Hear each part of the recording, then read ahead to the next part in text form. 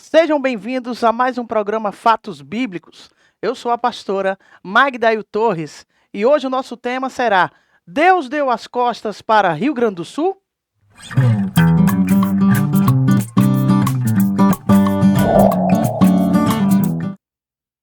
É tremendo, eu sempre me sinto lisonjeada a poder compartilhar com vocês aqui, não é? De tudo o que tem a ver com a Bíblia Sagrada, não é? A Bíblia é o livro tido como o livro da sabedoria, o livro que nos tira todas as dúvidas e nos dá todas as respostas. E à luz da Bíblia, não é? Hoje aqui nós iremos aprender, não é, com o Espírito Santo, que foi a inspiração dele através de homens que serviam, não é, a Jesus. Iremos saber, não é, que se realmente o Senhor ele deu as costas ou não para o Rio Grande do Sul. Olha, eu quero dizer aos nossos irmãos, não é, gaúchos de lá do Rio Grande do Sul, que vocês sempre estão em nossas orações. Estamos sempre, não somente em nossa igreja, não é? Mas nas nossas orações, em nossos lares, orando para que Jesus venha a dar forças a cada um de vocês e pode ter certeza, vocês vão sair dessa, porque Deus, ele é maravilhoso e Jesus é misericordioso. Glória a Deus por isso.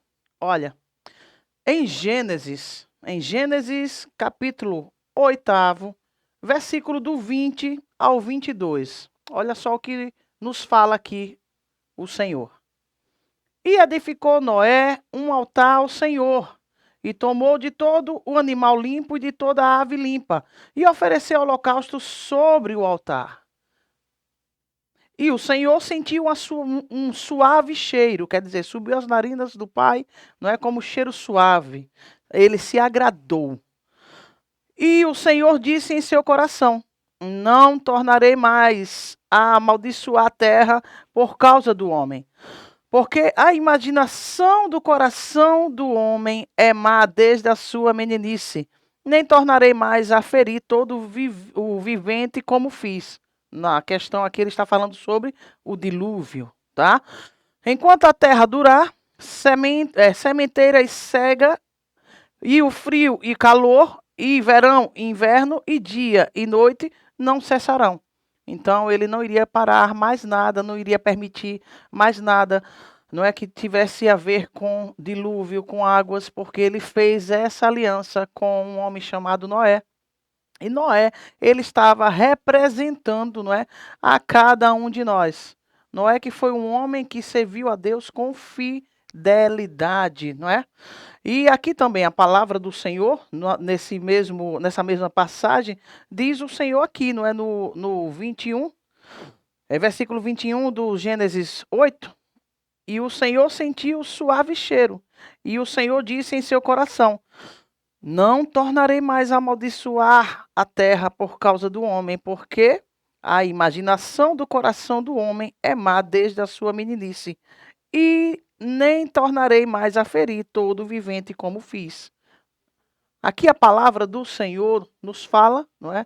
A partir de Gênesis, sobre o nosso coração, sobre o coração do homem.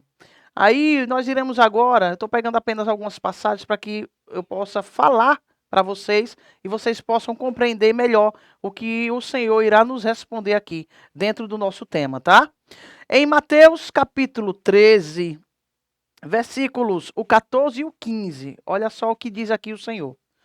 E neles se cumpre a profecia de Isaías que diz: Ouvindo, ouvireis, mas não compreendereis. E vendo, vireis, mas não percebereis. Porque o coração deste povo está endurecido, e ouviram de mau grado com seus ouvidos, e fecharam seus olhos, para que não vejam com os olhos, e ouçam com os ouvidos, e compreendam com o coração, e se convertam, e eu os cure. Tudo depende, gente, da nossa proximidade ou não de Deus. A palavra do Senhor nos fala sobre uma coisa chamada livre-arbítrio. O que é livre-arbítrio? Livre-arbítrio faz parte de tudo que Deus nos deu, não é? Através do amor dele. Quem ama não pode tentar enclausurar, não pode tentar prender alguém. Por quê? Porque o amor faz parte de uma coisa chamada liberdade. O que irá nos deixar sempre bem uns com os outros, não somente a questão de relacionamento entre casais. É você confiar. É você dar esse livre-arbítrio da pessoa poder tomar suas próprias decisões. Foi isso que Deus fez. Ele nos deu livre-arbítrio para que a gente possa tomar as nossas próprias decisões. Agora, ele deixou a Bíblia, não é? Para que nós sejamos orientados por ele no que podemos fazer e no que não podemos fazer.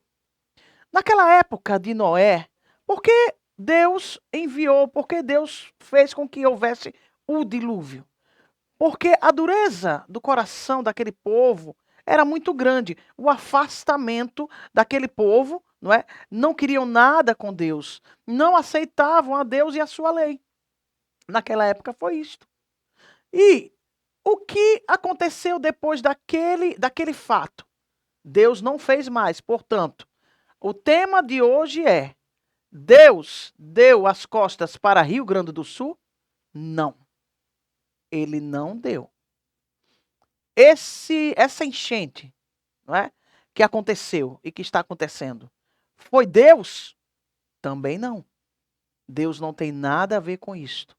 A palavra aqui já está nos dando a resposta, já aqui agora no início do nosso programa. Que Deus é misericordioso, Deus ama os seus filhos, Deus ama a sua criação. Deus ama tudo que veio do poder da boca dele. O que acontece é que dentro do nosso livre-arbítrio, uns se afastam de Deus, outros se aproximam de Deus. Mas Deus não deixa de nos amar. Mas dentro de nossas escolhas, se forem boas escolhas, iremos sim colher os bons frutos da semente boa que ali foi germinada através da nossa vida. Mas se nós escolhermos a plantar, a semear uma semente ruim, vai chegar o tempo da colheita. E essa colheita não vai ser boa. Isso não é Deus que faz, sou eu e você que escolhemos. Deus, ele é justiça. Justo. E a justiça, ela opera a sua ação dentro de cada ação e reação nossa. É perfeito, gente. Como é perfeito o operar do Espírito. Como é perfeita a ação benigna de Deus. Tudo que ele faz, ele quando fez a sua criação, todo final de cada criação ele dizia bem assim. Ele olhava e dizia, tudo é muito bom. Tudo é muito bom. Era essa a frase que Deus falava. E falou até o fim. Tudo é muito bom. Como pode um Deus que criou tudo o que se tem de existência no globo terrestre e fora dele, iria querer o mal para a humanidade? Ele quer o bem. Ele nos ama como nós somos. Ele diz que ama o pecador, abomina o pecado, mas isso não quer dizer que Deus, ele vai te dar as costas. Não. Nós é que nos afastamos da presença dele. Portanto, um coração que se afasta de Deus é aquele coração que ou está fora do que a Bíblia, não é, nos passa, do que é correto, ou porque não crê no próprio Deus, ou por outras coisas. Não importa. O que diz a palavra do Senhor é que o afastamento do homem de Deus vai trazer consequências. É isso. Nosso afastamento de Deus vai nos trazer consequências. Para que você entenda melhor.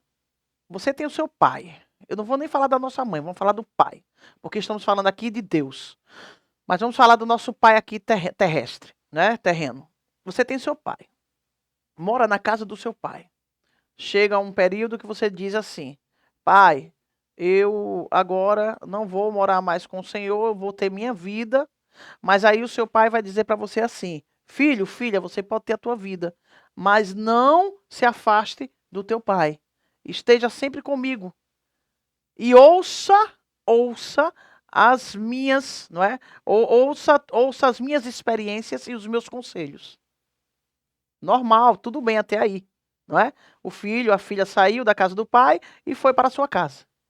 Tem filhos que se afastam quando saem da casa do pai, perde o contato e vive a sua vida do jeito que quer, esquece os conselhos, esquece as experiências que o pai passou e o orientou.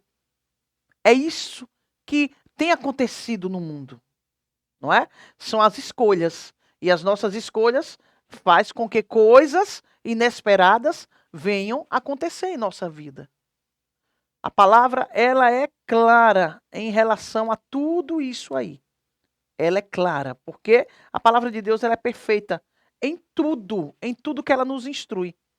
Olha, eu estava falando para vocês da questão da semente, não é? Da boa semente. Vamos aqui para a parábola do joio, uma parábola muito conhecida. O que diz aqui a palavra do Senhor? Olha, propôs-lhes outra palavra, outra parábola, dizendo: o reino dos céus é semelhante ao homem que semeia boa semente no seu campo. O homem que semeia boa semente, certo? Mas dormindo os homens, veio o seu inimigo e semeou joio no meio do trigo e retirou-se. Quando o homem deu um cochilo,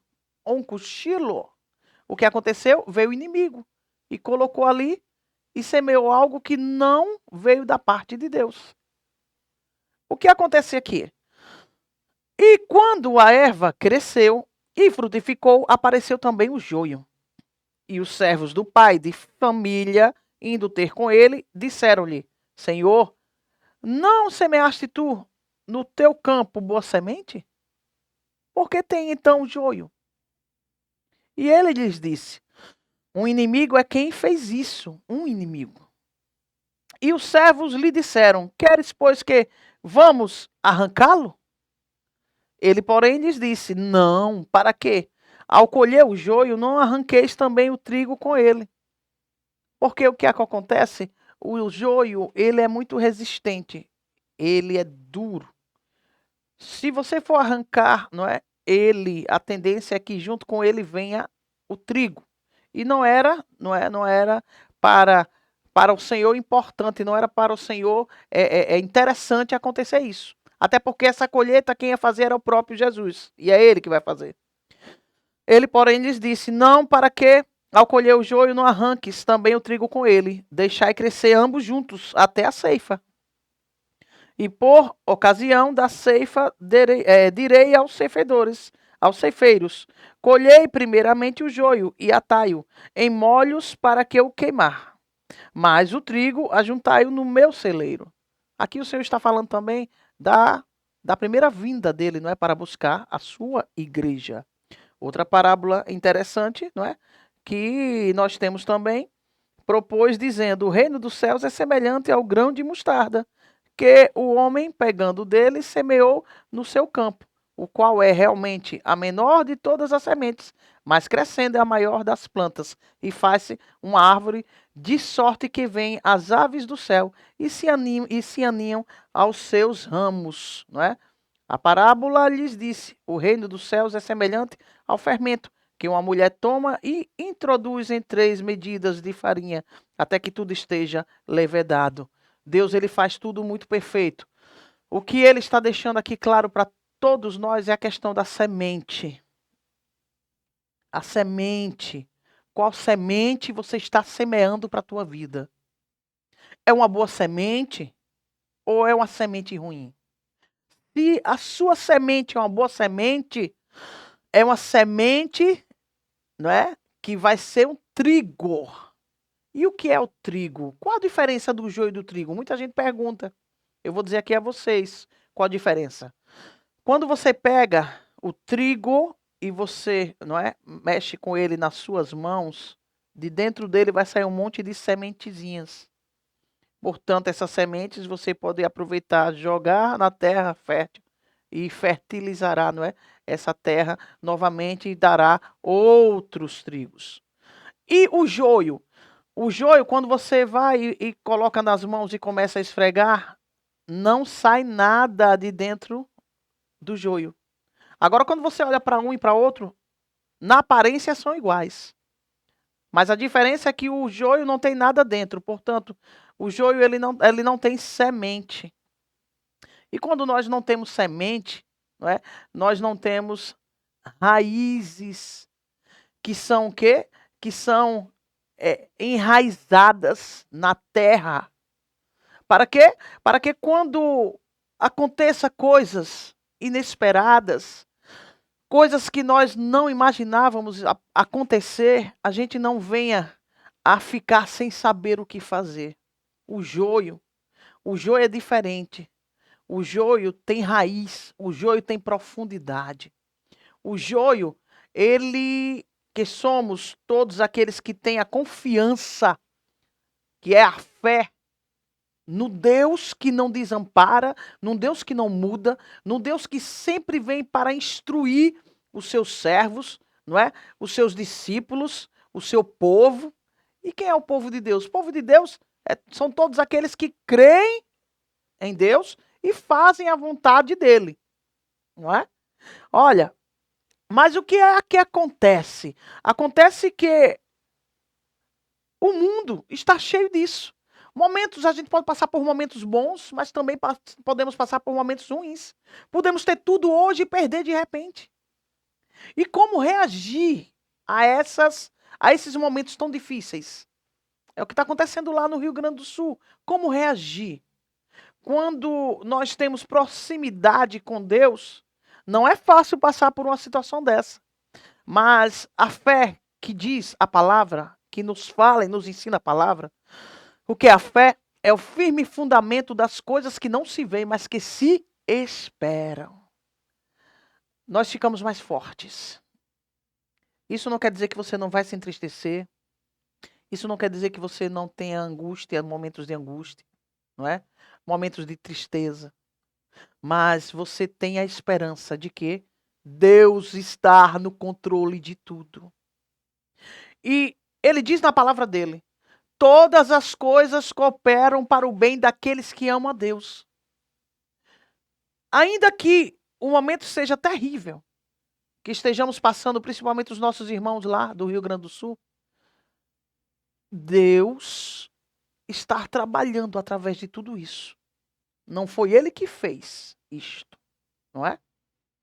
Ele permite, porque ele é poderoso. Ele permite. Permite que aconteça. Por quê? Por causa do distanciamento do povo da presença de Deus. Então, coisas acontecem, como a palavra aqui nos fala. Olha, o que mais diz aqui a palavra do Senhor? A palavra do Senhor, ela é linda, ela é poderosa, ela é vida, que traz vida a todos nós. Ela é uma palavra que abre a nossa visão e mostra o quanto Deus, para chegar a um propósito, ele permite coisas incríveis acontecerem. Aqui em Mateus, né, capítulo 27, versículos 45 e 46. É até uma pergunta que quem me fez nos comentários do Fatos Bíblicos, né, o anterior, foi a Diana Barros. Né? E essa pergunta que ela fez também tem tudo a ver com o nosso tema de hoje. Uma pergunta muitíssimo interessante. Para tirar dúvidas, não é, de todos que ainda tem essa dúvida. Deus, ele abandonou o seu filho Jesus Cristo? Eu posso fazer essa pergunta aqui para vocês.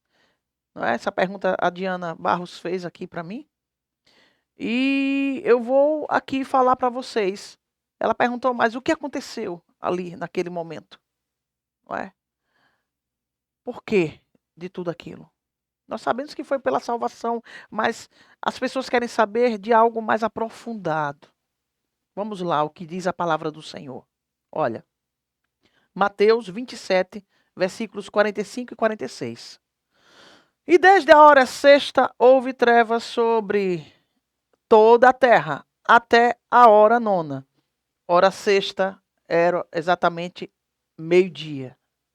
A hora nona era exatamente 3 horas da tarde. E perto da hora nona, não é? Perto da hora nona, perto de 3 horas da tarde, exclamou Jesus em alta voz, dizendo: Eli, Eli, lama sabachthani. Isto é, Deus meu, por que me desamparaste? Diz aqui na palavra do Senhor. Eu vou falar aqui a vocês que perto da hora nona, exclamou Jesus em alta voz. Isso deixa claro que quando Jesus ele elevou a voz dele, ele não estava, portanto, enfraquecido, nem sentindo fraqueza no seu corpo por tudo aquilo que ele tinha passado. Mas ali naquele momento, ele estava entregando o seu espírito, não é? Ao seu Pai, a Deus. A Deus. Olha mais. Isto é, Deus meu, por que me desamparaste? Que é Eli, Eli, lama sabachthani. Quando Jesus fez essa pergunta ao seu pai, não é? Vocês perceberam que como diz aqui, desde a hora sexta até a hora nona, aconteceu 3 horas de total escuridão. Essas 3 horas de total escuridão, o que aconteceu ali, gente? Eclipse não foi por quê? Porque naquele dia era lua cheia. As 3 horas de escuridão, vou mostrar, eu vou passar aqui para vocês que vocês entendam. As 3 horas de escuridão foi o seguinte: tinha sim um propósito, um plano a ser concretizado ali, para que Jesus pudesse salvar a humanidade. E naquele momento, tem aí na sua mente, certo? O globo terrestre, toda a terra. E Deus do céu a olhar por todos nós. Os olhos de Deus são como a Ierraciá, são como chamas de fogo. Tenha na sua mente de que os olhos de Deus sobre o globo terrestre estava como a luz que ilumina a toda a terra. Mas naquele momento, é como que ele tivesse fechado os seus olhos para que viesse o quê? A escuridão durante 3 horas aqui na terra, porque ele não iria suportar ver o sofrimento do seu filho. Receba aí esse manto de mistério. E isso foi providencial. Por quê? Porque era necessário Jesus padecer. Era necessário Jesus sofrer e morrer por todos nós. Para que se cumprisse a palavra, não é? Da cruz, a crucificação. O véu se rasgou. Da morte para a vida.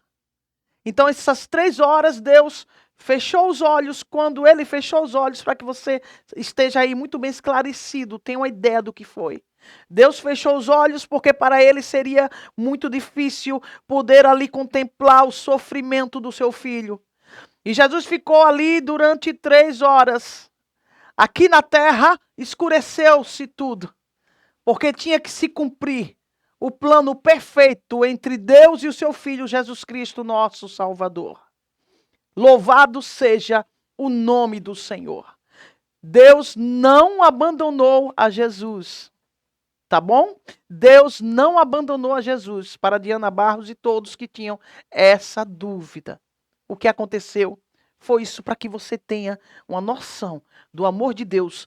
Ele ama tanto a Jesus, mas ele amou tanto a nós com a intensidade tão grande que ele fez, por mais dores que ele sentisse, fechou os olhos, portanto a luz deixou de clarear, de iluminar a terra, até que se concretizasse todo o plano perfeito do Senhor. Louvado seja o nome do Senhor. E por isso que hoje nós somos salvos no nome do Senhor Jesus e no sangue do Cordeiro, o Cordeiro Pascual, porque Deus é Deus. Então, quando Jesus, ele disse, Deus meu, por que me desamparaste? Ele sabia que o pai dele não tinha desamparado a ele, mas ele sabia que precisava entregar o espírito dele ao seu pai, a morte viesse, para que através da morte viesse a vida. E ele sabia, estava ali entregando ao seu Pai todo um plano perfeito naquele momento. Louvado seja o nome do Senhor. Vocês percebem que Deus, ele não desampara nenhum de nós. Deus não desampara os seus. Deus não desampara o seu povo. Deus não desamparou a Jesus. Deus não desampara a ninguém. Nós é que nos afastamos dele. Nós é que fazemos escolhas erradas. Nós é que temos o quê? O livre-arbítrio de cada um pensar o que quer pensar e fazer o que quer passar, fazer o que quer fazer. Não é? Ideologia na cabeça de cada um é cada um que faz como quer, pensa como quer e toma a ação que quiser. Mas não fique você achando que pelo que você faz, com afastamento teu de Deus, vai ficar por isso mesmo. É porque tem uma coisa chamada justiça. E da justiça de Deus, que é a palavra dele, ninguém escapa. Crendo ou não crendo, a verdade prevalecerá sobre as nossas vidas. Aí no Rio Grande do Sul, o que está acontecendo? Aqueles que estiverem ali, próximos a Deus, que já tinham uma vida com esse Deus, com toda certeza, estão se saindo melhor do que aqueles que se distanciaram de Deus. Sabe? Por quê? Porque isso é bíblico. A palavra do Senhor, ela nos traz todas as respostas. E ela nos traz a vida. E mesmo quando a gente olha e só vê a morte, mesmo assim essa palavra nos traz vida. Ela nos traz a confiança, mesmo em momentos tão difíceis que temos passado. Ela nos traz tudo aquilo que nós precisamos. E aí agora, tá certo, pastora, está muito bem esclarecido dentro da palavra. Não foi Deus. Deus é amor. Ele estenderá a mão dele para, com misericórdia, salvar todos aqueles que estão ali no Rio Grande do Sul. Mas nós temos uma coisa que a palavra nos fala, não é? Em Efésios, capítulo 6, sobre a questão da batalha espiritual, certo? Aqui fala sobre a armadura espiritual dos cristãos. Cristãos são todos aqueles que, né, que confiam em Cristo. Confiam em Deus, não é? No Filho de Deus. Então, em Efésios, capítulo 6, tá? Versículos, aqui, vou começar a partir do 10 e vou até o 13. Olha o que diz aqui. No demais, irmãos meus, fortalecei-vos no Senhor e na força do seu poder. Aqui o nosso irmão, não é? O nosso irmão aqui já começa falando que nós precisamos nos fortalecer. Como é que se fortalece na presença de Deus? Buscando a Ele.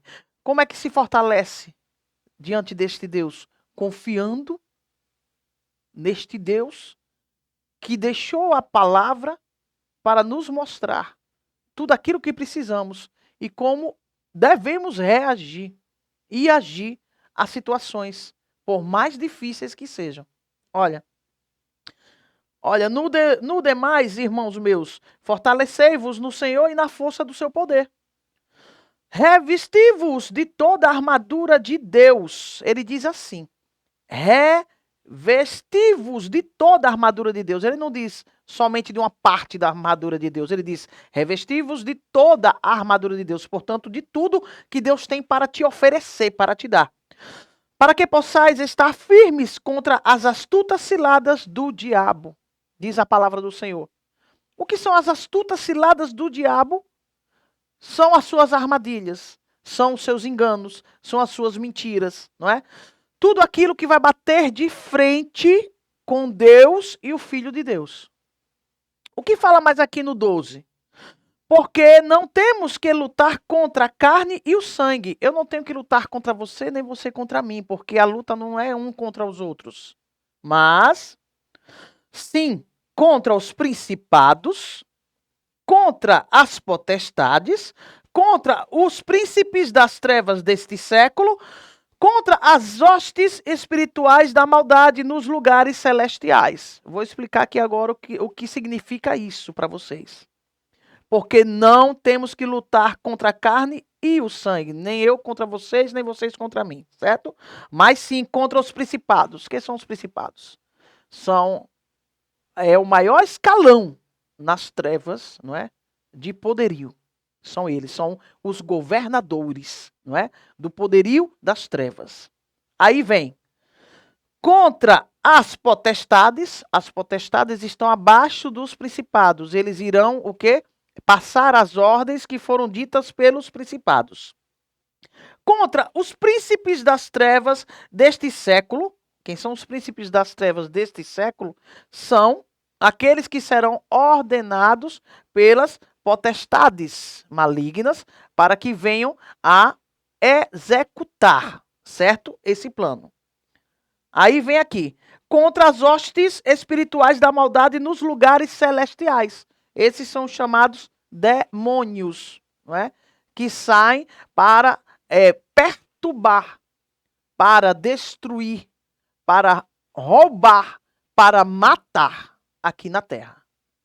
Existe tudo isso no âmbito espiritual. Agora, isso é questão de fé, certo? Ou você crê ou você não crê. Eu creio no que diz a palavra do Senhor. Mas você está livre para crer ou não. Até porque, desde o princípio de tudo aqui, eu disse a vocês que nós temos o livre-arbítrio. E Deus, ele trabalha dentro disso, do livre-arbítrio. A salvação é única. Para sermos salvos, só através do nome santo do Senhor Jesus. Mas não basta termos o nome de Jesus para sermos salvos. Temos que aceitar a Jesus, temos que servir a Ele dentro de tudo o que nos ensina a palavra do Senhor. O que nos ensina a palavra do Senhor? A palavra do Senhor nos ensina a sermos resilientes. Por quê? Porque o próprio Jesus, ele deixa tão claro isso. No mundo tereis aflições. Tende bom ânimo. Eu venci. O que Jesus disse? Também podeis vencer, na força que provém de mim. Simples assim. Temos como mudar tudo isso que está acontecendo. Não somente no Rio Grande do Sul, não, no mundo em si. As pessoas muitas das vezes taxam somente o Brasil. O Brasil em si está passando por uma batalha espiritual, mas o mundo também. Por quê? Porque o inimigo ele quer destruir. O que, pastora? A criação divina. Ele não suporta a criação de Deus. E essa criação principal somos você e eu. Somos nós, seres humanos. O que fazer para mudar vai depender de você. O que eu estou fazendo aqui é mostrando para todos vocês a luz da Bíblia. A verdade de tudo o que está acontecendo. Afastamento, não é? Endurecimento do coração do homem, como diz a palavra do Senhor. E traz situações como essa, até piores do que essa. A aproximação do homem de Deus vai livrar o homem de muitas coisas, como essas ou piores do que essas. Por quê? Porque Deus, ele não dá as costas para ninguém. E eu não estou falando aqui somente de estados, nem de países. Eu estou falando da criação divina. Eu estou falando do povo de Deus. Eu estou falando de tudo que ele criou. Eu estou falando de você, de mim, de todos nós. Deus não dá as costas para ninguém. Sabe? O único momento que você vai contemplar Jesus dá as costas é quando for o dia do julgamento, que aí agora, nesse momento, não importa para a gente eu tocar sobre isto. Mas tira isso da tua cabeça. Quando acontece aí as catástrofes, as pessoas geralmente dizem assim, Deus quis assim. Não. Deus, ele não quer o pior para ninguém. Se tem alguém que quer o bem da humanidade, é Deus. Tira isso da tua cabeça, certo? Olha, ele é amor. Ele é justiça. Ele nos ama, mesmo quando muitas das vezes o homem não está nem aí para ele. Ele te ama mesmo sem você amar a ele. Ele te ama mesmo você rejeitando a ele. Ele te ama e você amando a ele. Ele vai te amar de qualquer forma, de qualquer maneira. Porque é igual a um pai, não é? Eu estou usando muito a questão da imagem do pai. Não estou colocando a mãe porque estamos falando sobre Deus. É igual a um pai que tem seus filhos. E nem sempre, não é? Os filhos vão ouvir ao seu pai. Existem filhos que são obedientes. Esses são os filhos que trazem, não é? Aquela alegria, aquele gosto. Eu costumo dizer assim nas minhas pregações. E existem aqueles filhos desobedientes, rebeldes, que são aqueles filhos que dá desgosto aos seus pais. O que você vai falar? O que você vai fazer? Você vai deixar de amar a eles? Não. Ah, porque o seu filho é rebelde, sua filha é rebelde, e você vai matar eles? Também não. Você vai destruir a eles? Não. Você vai querer o pior para eles? Também não. Entendeu? Deus não é assim. Se você, como pai, não faz, imagine Deus. Ele é tudo de bom. Ele é aquele que somente ele pode trazer a solução para todos nós. Com muita alegria, aqui, eu quero encerrar, não é? Esse tema de hoje, que foi com muito amor preparado para todos vocês. O que eu digo mais, você gostou? Gostou mesmo? E muitas das vezes a gente esquece, a gente entra no canal de pessoas que a gente gosta daquele assunto e a gente esquece de dar o like. Esqueceu? Dê o seu likezinho agora, certo? Olha, faça seus comentários. Outra coisa, quando você fizer seus comentários, pode falar o que você quer, dê sugestões de temas aqui para o nosso programa, certo? Tira suas dúvidas, como a Diana Barros tirou a dúvida dela. E eu estou aqui com muito amor, juntamente com a minha produção, para a gente poder dar o nosso melhor e satisfazer, não é, o coração de cada um de vocês em conhecimento. Nós estamos aqui crescendo juntos. Esse link você pegue ele e saia compartilhando com seus familiares, amigos, colegas, conhecidos, até pessoas que você não conhece. Quem não precisa conhecer a verdade? Todos nós precisamos. A verdade muitas das vezes nos dói, mas esse impacto que ela traz é para a cura. Jesus, todos nós precisamos. E a verdade é que há nele é assim. Olha, você é inscrito? Não? É inscrita também não? Então é só você clicar aqui onde tem inscrever-se. Você clica, você vai ser o mais novo inscrito, a mais nova inscrita. Ah, você quer receber notificações de conteúdos novos aqui do programa Magdael Torres, aqui do canal Magdael Torres? É só você clicar no sininho e você vai receber aí essas notificações. Eu quero agradecer grandemente, não é, a todos vocês. Fiquem com Deus. Ele é maravilhoso. Ele te ama como você é. De braços abertos, ele estará para te receber, para receber a todos nós. Louvado seja o nome do Senhor. Até a próxima, meus amores. Fique com Deus.